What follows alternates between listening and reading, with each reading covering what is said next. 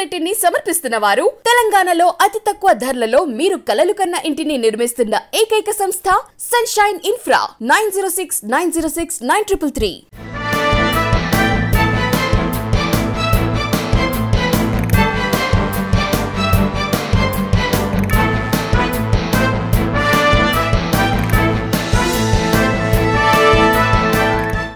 Welcome to V3 news. లక్ష్యం సమాజహితం. నేను మిలియా బులెటిన్ల ముందుగా హెడ్లైన్స్ చూద్దాం.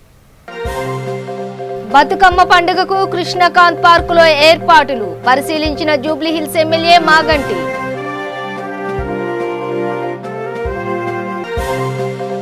ఓట్నూరు చౌరస్తాలో అఖిలపక్షం ఆందోళన, పోడు భూములకు పట్టాలు ఇచ్చేదాకా ఉద్యమం ఆగదని హెచ్చరిక.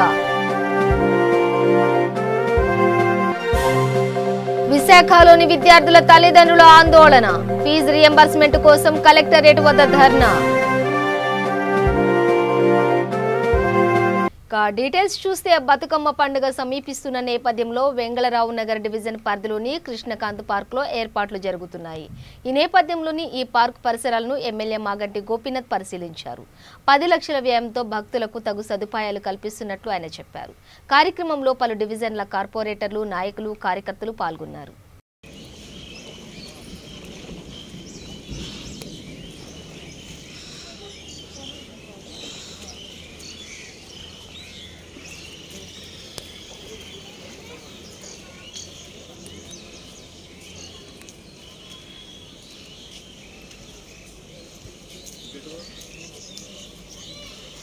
జూబ్లీహిల్స్ అసెంబ్లీ కాన్స్టిట్యున్సీలోని వెంగళరావు నగర్ డివిజన్లో కృష్ణకాంత్ పార్క్ ప్రతి సంవత్సరం బతుకమ్మ పండుగ చాలా ఘనంగా జరుపుకుంటారు.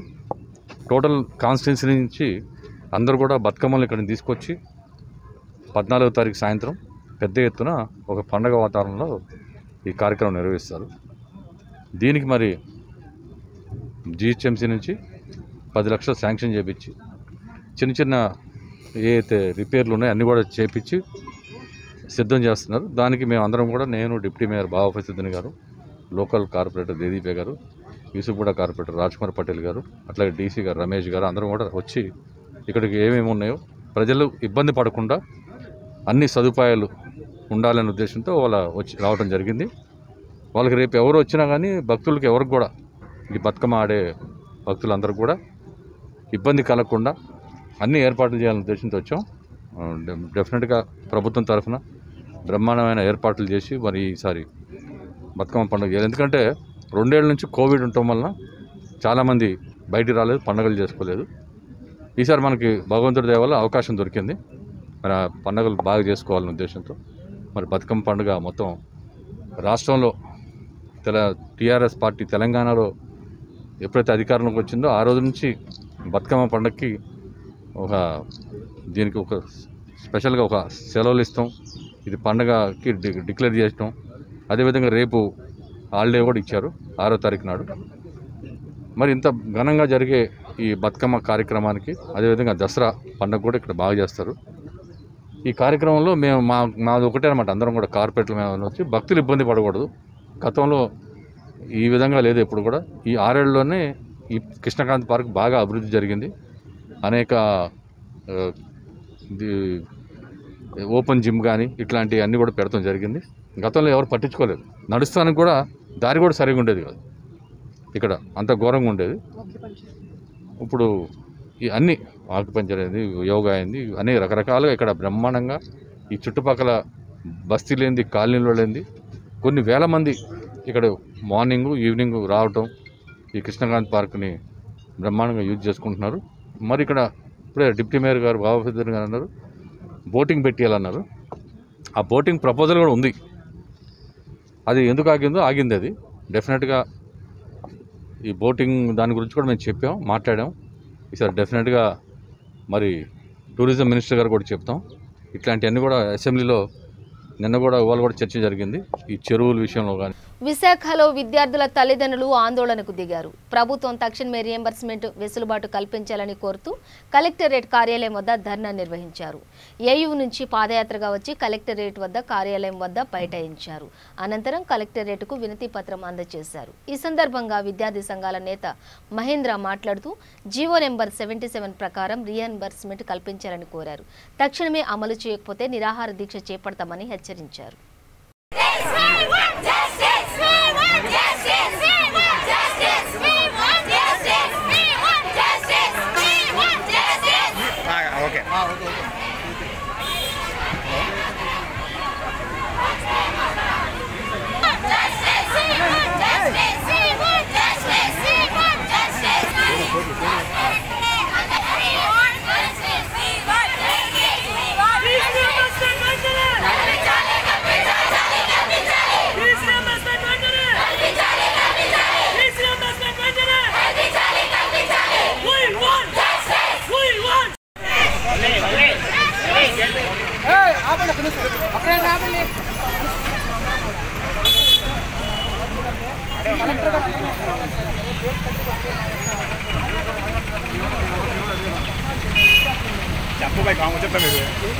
హలో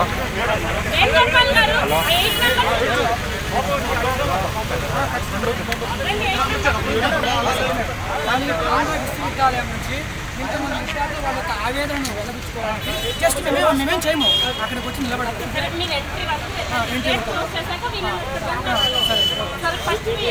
లేదు మేడం,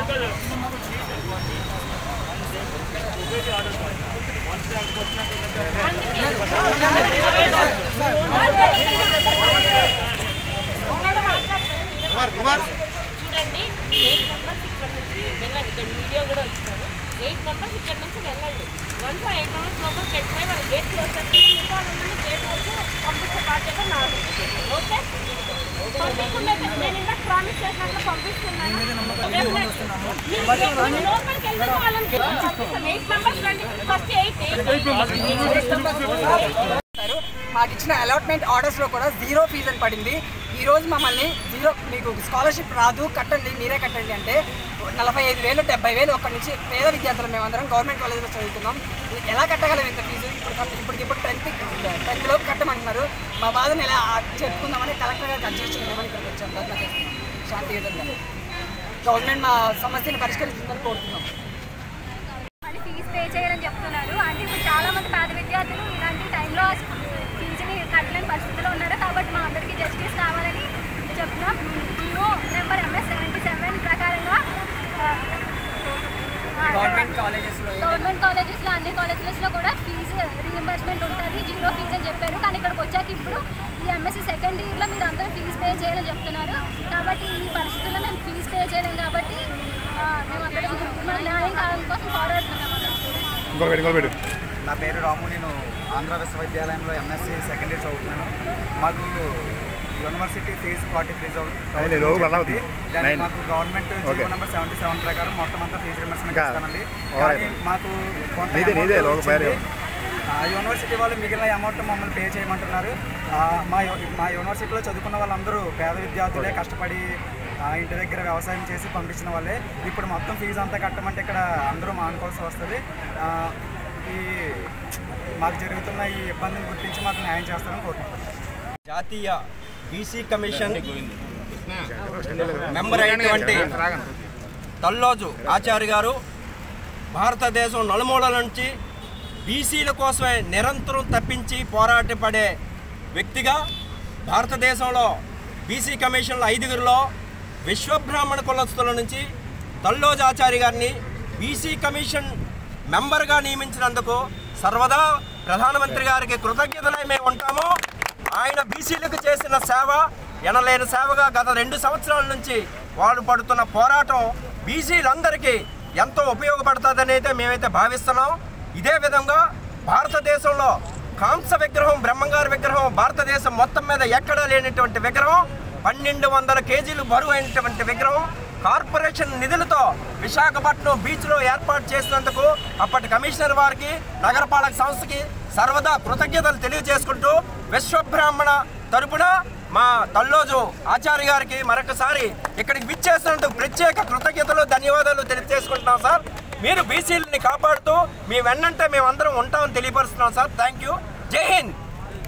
చేసినటువంటి శ్రీమద్ విరాట్ పోతులూరి వీరబ్రహ్మేంద్ర స్వామి వారి యొక్క కాంస్య విగ్రహానికి పాలాభిషేకం చేసి అదేవిధంగా పూలమాలతో స్వామివారిని భక్తి శ్రద్ధలతో కొలుసుకొని మా జాతీయులు విశ్వకర్మీయులు అందరూ కూడా ఈ కార్యక్రమంలో పాల్గొని పెద్ద ఎత్తున స్వామివారి ఆశీస్సుల కొరకు ఇక్కడికి రావడం జరిగింది.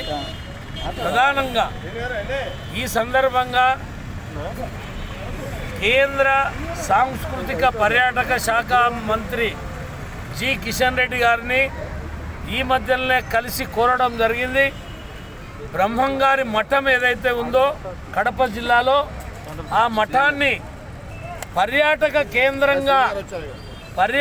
కేంద్రంగా చేయాలని, బ్రహ్మంగారి మఠాన్ని దేశవ్యాప్తంగా ప్రాచుర్యంలోకి తీసుకురావాలని, బ్రహ్మంగారు చెప్పినవన్నీ కూడా నగ్న సత్యాలై ఇలా సమాజంలో ప్రతి అంశాన్ని శ్రీమద్ విరాట్ పోతులూరి వీరబ్రహ్మేంద్ర స్వామి కాలజ్ఞానంలో ప్రతి అంశము రాసి సమాజానికి 450 ఏళ్ల క్రితమే ఒక మహానుభావుడు భగవత్ స్వరూపుడైనటువంటి బ్రహ్మంగారు ఈ సమాజానికి ఎన్నో విషయాలు చెప్పిండు.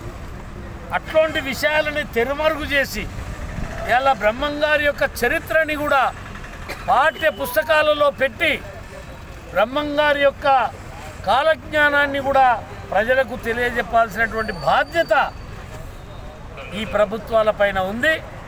అదేవిధంగా విశ్వకర్మలు ఈ దేశంలో తొలి విశ్వకర్మ భగవానుని యొక్క సంతానం. విశ్వకర్మ జయంతిని కేంద్ర ప్రభుత్వం ప్రతి జయంతిని కేంద్ర ప్రభుత్వ కార్యాలయాల్లో అధికారికంగా నిర్వహించాలని ప్రధానమంత్రి గారు చెప్పడం జరిగింది. కార్యక్రమాలు చేస్తున్నారు. కానీ రాష్ట్ర ప్రభుత్వాలు మేడే ఉత్సవాలు చేస్తున్నారు. కానీ ఈ భారతదేశంలో ఏదైతే విశ్వకర్మ భగవానుని యొక్క ప్రాచుర్యాన్ని గుర్తించి విశ్వకర్మ జయంతిని, విశ్వకర్మ పంచదాయులని, విశ్వకర్మలని కాపాడాల్సినటువంటి బాధ్యత రాష్ట్ర కేంద్ర ప్రభుత్వాలపైన ఉంది. నేను ఈ సందర్భంగా ఆ మహానుభావుడు ఆ భగవత్ స్వరూపుడైన బ్రహ్మేంద్ర స్వామి గారికి మా అన్నగారు కార్పొరేటరు ఇక్కడ ఉమామహేశ్వరం గారు, అదేవిధంగా ఆదిలాబాద్ జిల్లా ఉట్నూరు చౌరస్తాలో అఖిలపక్షం ఆందోళన నిర్వహించింది. కార్యక్రమంలో అఖిలపక్ష నాయకులు ప్రొఫెసర్ కోదండరాం, బండి దత్తాత్రి, కాంగ్రెస్ పార్టీ జిల్లా అధ్యక్షులు సాజిద్ ఖాన్, వామపక్ష నాయకులు కలవేని శంకర్, సిపిఐ జిల్లా కార్యదర్శి ముడుపు ప్రభాకర్ రెడ్డి, నంది రామయ్య తదితరులు పాల్గొన్నారు. ఈ సందర్భంగా కాంగ్రెస్ నేత సాజిద్ ఖాన్ మాట్లాడుతూ పోడు భూములను సాగు చేస్తున్న రైతులకు పట్టాలు ఇవ్వాలని డిమాండ్ చేశారు. ఈ విషయమై అనేక సంవత్సరాలుగా పోరాడుతున్నా ప్రభుత్వం పట్టించుకోవడం లేదని ఆరోపించారు. ముఖ్యమంత్రి కేసీఆర్ అబద్ధపు ప్రకటనలు చేస్తున్నారని ఆరోపించారు. పోడు భూములకు పట్టాలు ఇచ్చేదాకా ఈ ఉద్యమం ఆగదని ఆయన హెచ్చరించారు.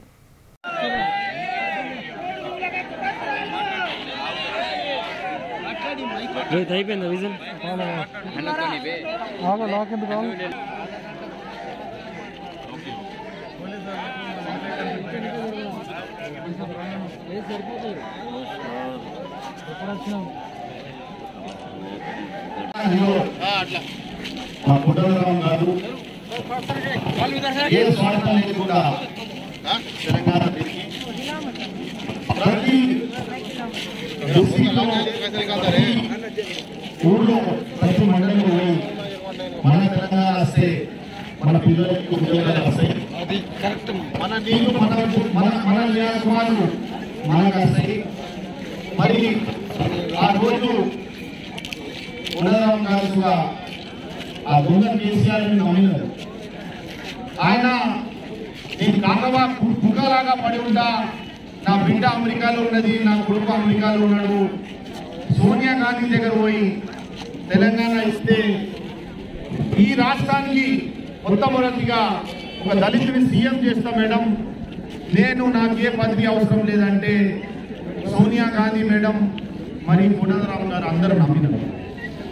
ఈరోజు మా ఆదివాసులు ఏం అడుగుతున్నారు?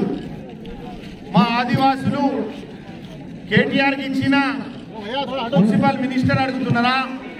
మరి ఎమ్మెల్సీ కవితకి ఇచ్చిన ఎమ్మెల్సీ అడుగుతున్నారా? మరి ఆమె సంతోష్కి ఇచ్చిన రాజ్యసభ అడుగుతున్నారా? మరి ఫైనాన్స్ మినిస్టర్ ఇచ్చిన హరీష్ రావుది ఫైనాన్స్ మినిస్టర్ అడుగుతున్నారా? నువ్వు ఒకటి ఫామ్ హౌస్ కట్టుకొని హాయిగా అక్కడ ఉంటున్నావు. మరి తెలంగాణ ప్రజలు తెలంగాణ వచ్చిన తర్వాత ఈ రాష్ట్రంలో ఎంతమందికి ఉద్యోగాలు ఇచ్చినావు? నీ ఇంట్లో అయితే మొత్తం బిడ్డకి, అల్లుడికి, కొడుకుకి, మీ సటకుడు కొడుకుకి, సంతోష్కి అందరికీ ఉద్యోగాలు వచ్చినాయి. మరి ఇన్ని రోజు 60 years తర్వాత కాంగ్రెస్ పార్టీ తెలంగాణ ఇస్తే మరి ఆంధ్రాలో మేము లాస్ అయినాం. మరి తెలంగాణలో కాంగ్రెస్ పార్టీ పరిస్థితి ఘోరంగా అయింది. అప్పుడు ఇంటెలిజెన్స్ వాళ్ళు మరి కాంగ్రెస్ లీడర్స్ పోయి ఆంధ్ర వాళ్ళు పోయి మేడం మీరు తెలంగాణ ఇస్తే ఇక్కడ ఆంధ్రాలో మన తెలంగాణలో మీ పార్టీ పరిస్థితి చాలా ఘోరంగా అవుతుంది, మీరు తెలంగాణ ఇవ్వకండి అంటే సుగా 1200 మంది చనిపోయినారు స్టూడెంట్స్. మా పార్టీ పరిస్థితి ఏమైనా కానీ తెలంగాణ ఇద్దామని పెద్ద మనిషి పెద్దలు కోదండరాం గారు సోనియా గాంధీని రాహుల్ గాంధీని కలిసి మేడం తెలంగాణ వస్తే మా నియామకాలు మా ఉద్యోగులు మాకు వస్తాయి, మీరు తెలంగాణ ఇవ్వమంటే మేడం సోనియా గాంధీ తెలంగాణ ఇచ్చింది. మేము ఒక్కటే మాట ఈ వేదిక నుంచి అంటున్నాం, కోదండరాం గారి నుంచి అందరూ మా అఖిల పక్షం వాళ్ళు అందరూ ఉన్నారు ఇక్కడ. ఎప్పుడు దాకా ఓడు భూములకి పట్టాలి ఎవరు? అప్పుడు దాకా సార్ మీతో కాంగ్రెస్ పార్టీ సిపిఎం సిపిఎంఎల్ అందరం. యాదాద్రి భువనగిరి జిల్లా రామన్నపేట మండలం జనంపల్లి ప్రాథమిక పాఠశాలలో బతుకమ్మ సంబరాలు ఘనంగా నిర్వహించారు. ఈ కార్యక్రమంలో ప్రిన్సిపల్ సందీప్ కుమార్, ఉపాధ్యాయురాలు వసంతరావు, సిబ్బంది పాల్గొన్నారు. చట్టవిరుద్ధంగా తరలిస్తున్న రేషన్ బియ్యాన్ని పోలీసులు స్వాధీనం చేసుకున్నారు. విశ్వసనీయ సమాచారం అందటంతో రంగంలోకి దిగిన పోలీసులు అక్రమ తరలింపుదారులు ఆట కట్టించారు. నిందితులను అదుపులోకి తీసుకున్నారు.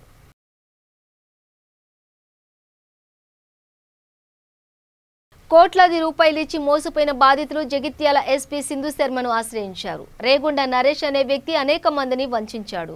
ఈ విషయమై బాధితులు ఎస్పీ కార్యాలయం ఎదుట మీడియాతో మాట్లాడారు. జగిత్యాల పట్టణానికి చెందిన రేగొండ నరేష్ అనే వ్యక్తి కేటీఆర్ తదితర సెలబ్రిటీలతో దిగిన ఫోటోలు, వీడియోలు చూపించి తమను మోసగించాడని తెలిపారు. ఈ విషయాన్ని ఎస్పీ దృష్టికి తీసుకువెళ్లారు. తెలంగాణ రాష్ట్ర ముఖ్యమంత్రి కేసీఆర్ గారికి, వారి సచివాలయ అందరి మంత్రులకు, ముఖ్యంగా మా ప్రాంత మంత్రులైనటువంటి గంగా ధర్మకర్ గారికి, కొప్పులేశ్వర్ గారికి, మా జగిత్యాల నియోజకవర్గ ఎమ్మెల్యే సంజయ్ కుమార్ గారు, ఎమ్మెల్సీ గారు జీవన్ రెడ్డి గారు, ఇతర ప్రముఖులు, రాజకీయ నాయకులు, మిగతా ఐఆర్ డిపార్ట్మెంట్లో ఉన్నవాళ్ళు, పోలీస్ హై రేంజ్లో ఉన్నవాళ్ళు ఎవరైనా కానీ పోచమ్మవాడ కట్టుకు చెందిన బాధితులం. కాబట్టి మేము రేగొండ నరేష్ అనే ప్రముఖ వ్యాపారి సంఘ సంస్కర్త అని పేరు తెచ్చుకున్నాడు. అతని బారిన పడి బాధితులం మేమందరం. నా పేరు వెల్గందల అంజయ్య. నేను రేషన్ షాప్ డీలర్ను. చిన్న చిన్న వ్యాపారం చేసుకొని బతికే వాళ్ళే మేము. నాతో పాటు మరికొందరు కూరగాయలు అమ్ముకొని, పాలు అమ్ముకొని, భర్తకు తెలియకుండా భార్యకు, భార్యకు తెలియకుండా భార్యకు విభజించి పాలించున్న పద్మంలో డబ్బు బంగారం తీసుకున్నాడు. అది కొద్ది మాసంలో ఇస్తాను అని ఇవ్వట్లేదు. అదే మాదిరిగా హైదరాబాద్కు రంగారెడ్డి జిల్లా నడిబొడ్డున ఉన్నటువంటి వెంచర్ ఒకటి కేటీఆర్ గారు నాకు ఇచ్చారు. ఈ మధ్యనే రోజు ప్రగతి భవన్లో ఉంటున్నాను. కేటీఆర్ గారు చాలా సన్నిహితులు నాకు ఒక వెంచర్ ఇచ్చాడు. కావాలంటే ఒక 50 పోస్టులు నేను క్రియేట్ చేసి నీకు 3 పోస్టులు ఇవ్వగలనని చెప్పి మభ్యపెట్టిండు. కొత్త వెంచర్ స్టార్ట్ అయిపోయింది, వర్క్ స్టార్ట్ అయిపోయింది. ఎలాంటి డబ్బు సమకూరట్లేదు నాకు.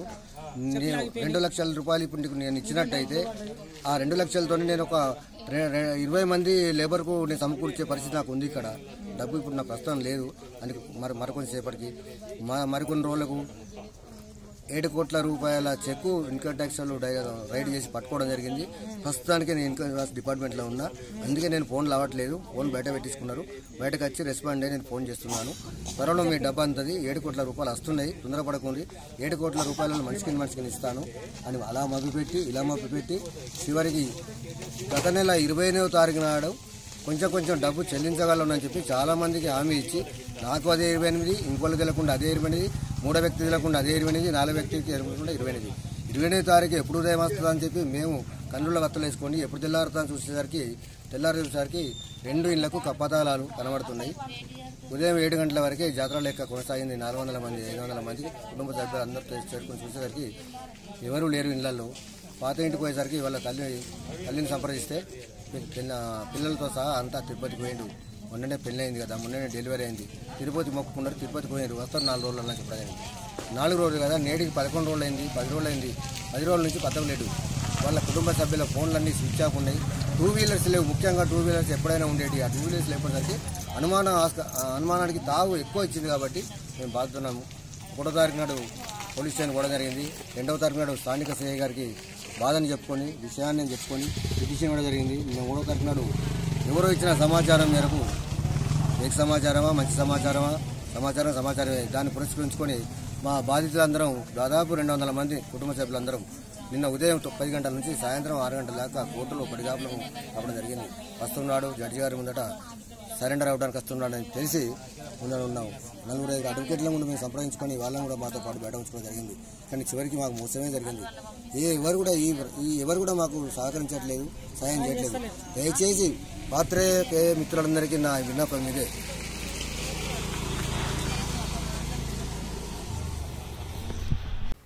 మేడ్చల్ పురపాలక రాజకీయాల్లో కలకలం రేగింది. 15 మంది అధికార పార్టీ కౌన్సిలర్లు రాజీనామా చేయనున్నట్లు తెలియవచ్చింది. మున్సిపల్ చైర్పర్సన్ వైఖరిని నిరసిస్తూ వారు ఈ నిర్ణయానికి వచ్చారు. ఈ నేపథ్యంలోనే జయదర్శిని ఆలయం వద్ద కౌన్సిలర్లు రహస్య సమావేశం జరిగింది. మున్సిపల్ చైర్పర్సన్ ఏకపక్షంగా వ్యవహరిస్తున్నారని ఈ సందర్భంగా వారు ఆరోపించారు. ఈ నేపథ్యంలో మంత్రిని కలిసి రాజీనామా పత్రాలను అందజేయాలని నిర్ణయించుకున్నారని అంటున్నారు.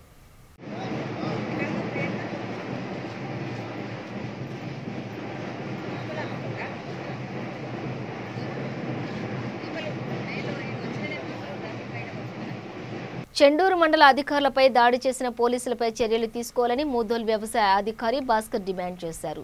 ఈ మేరకు మూదోల్ తహసీల్దార్ శివప్రసాద్ కు వినతి పత్రం అందజేశారు. ఈ సందర్భంగా ఆయన మాట్లాడుతూ గాంధీ జయంతి రోజున విజయ వ్యవసాయ అధికారితో పాటు వ్యవసాయ విస్తీర్ణ అధికారిపై చెండూరు పోలీస్ స్టేషన్లో దాడి చేయడం తగదన్నారు. విచక్షణ రహితంగా లాఠీచార్జ్ చేయడం ఎంతవరకు సమంజసమని ప్రశ్నించారు. ఈ ఘటనకు బాధ్యులైన పోలీస్ సిబ్బందిని బర్తరఫ్ చేయాలని డిమాండ్ చేశారు. ఈ కార్యక్రమంలో మూదోల్ మండల పరిధిలోని వ్యవసాయ విస్తీర్ణ అధికారులు పాల్గొన్నారు. గాంధీ జయంతి రోజున అహింసా దినమైనా సరే పోలీసులు అన్యాయంగా దౌర్జన్యంగా వ్యవసాయ శాఖ అధికారులపైన లాఠీ చార్జ్ చేయడం జరిగింది. దీనిపై ప్రభుత్వం స్పందించి వారిని తక్షణమే బర్తరఫ్ చేసి ఉద్యోగం నుండి తీసివేయాలని కోరుచున్నాము. అక్టోబర్ 2 చెండూరు మండలం నల్గొండ జిల్లాలో ఏదైతే ఘటన జరిగిందో వ్యవసాయ అధికారులపైన మండల వ్యవసాయ అధికారి మండల వ్యవసాయ అధికారి 2 మండల వ్యవసాయ విస్తరణ అధికారులపైన విచారణ పేరుతో భౌతిక దాడి జరిగినందుకు దీన్ని తీవ్రంగా ఖండిస్తూ మేము ఈరోజు ఎంఆర్ఓ గారికి వినతి పత్రం ఇవ్వడం జరిగింది. ఒక తోటి ఉద్యోగులు అన్న మాట చూడకుండా కొలీగ్స్ అని చూడకుండా ఇట్లా దాడి చేయడం అది సరైన పద్ధతి కాదు. ఇలాంటి దాడులు పునరావృతం కాకుండా మళ్ళీ జిల్లాలో కానీ తెలంగాణ రాష్ట్ర మొత్తంలో కానీ ఏఈఓలు వ్యవసాయ విస్తరణ అధికారులు కానీ అగ్రికల్చర్ డిపార్ట్మెంట్ అంటే వ్యవసాయ డిపార్ట్మెంట్ కానీ 24/7 తమ సర్వీసులు అందిస్తూనే ఉన్నారు. ఇట్లాంటి ఘటనలు 1 కాదు 2 కాదు 2 కాదు చాలా ఘటనలు జరిగినాయి. ఇట్లాంటి ఘటనలు మళ్ళీ పునరావృతం కాకుండా ఏఈఓలు కానీ ఏఓలు కానీ వాళ్ళ డ్యూటీలు సక్రమంగా చేసేటట్టు పరిస్థితులు కల్పించాలని కోరుతూ ఈ వినతి పత్రం ఇవ్వడం జరిగింది. మళ్ళీ ఇట్లాంటి ఘటనలు పునరావృతం కాకుండా చర్యలు తీసుకుంటారని కోరుకుంటూ ఈరోజు మేము ఈ కార్యక్రమాన్ని చేపట్టాము. శామీర్పేట పోలీసులు 24 కిలోల గంజాయిని పట్టుకున్నారు. వాహనాలను తనిఖీ చేస్తున్న సమయంలో ఓ కారులో ఇది లభ్యమైంది. మేడ్చల్ నుంచి హైదరాబాద్ కు తరలిస్తున్నట్లు విశ్వసనీయ సమాచారం అందడంతో పోలీసులు నిందితుల ఆట కట్టించారు. వారిని అదుపులోకి తీసుకుని కేసు విచారణ జరిపిస్తున్నారు. ముస్తాబాద్ మండలంలోని పలు ప్రభుత్వ ప్రైవేటు పాఠశాలల్లో బతుకమ్మ సంబరాలు అంబరాన్ని అంటాయి. అందమైన దుస్తులతో విద్యార్థులు బతుకమ్మ ఆటలు అందరినీ అలరించాయి. రాజన్న సిరిసిల్ల జిల్లా ముస్తాబాద్ మండల కేంద్రంలోని రాఘవేంద్ర ప్రైవేట్ పాఠశాల, నవజ్యోతి ఇంగ్లీష్ మీడియం పాఠశాలలో బతుకమ్మ వేడుకలను విద్యార్థులు, ఉపాధ్యాయులు ఘనంగా జరుపుకుంటున్నారు. ఈ కార్యక్రమంలో పాఠశాలల చైర్మన్లు, కమిటీ సభ్యులు, ఉపాధ్యాయులు, విద్యార్థుల తల్లిదండ్రులు పాల్గొన్నారు.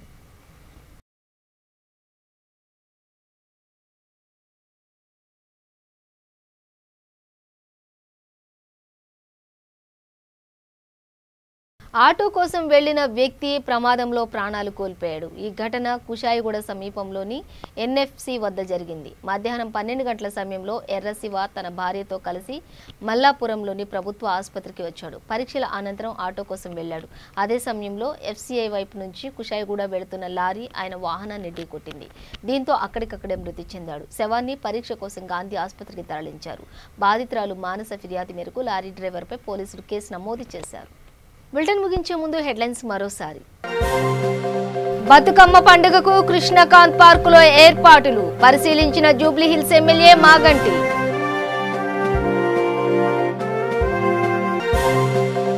ఓట్నూరు చౌరస్తాలో అఖిలపక్షం ఆందోళన, పోడు భూములకు పట్టాలు ఇచ్చేదాకా ఉద్యమం ఆగదని హెచ్చరిక. విశాఖలోని విద్యార్థుల తల్లిదండ్రుల ఆందోళన, ఫీజు రియంబర్స్మెంట్ కోసం కలెక్టరేట్ వద్ద ధర్నా. ఇవి బులెటిన్ డీటెయిల్స్. చూస్తూనే ఉండండి V3 న్యూస్, లక్ష్యం సమాజహితం.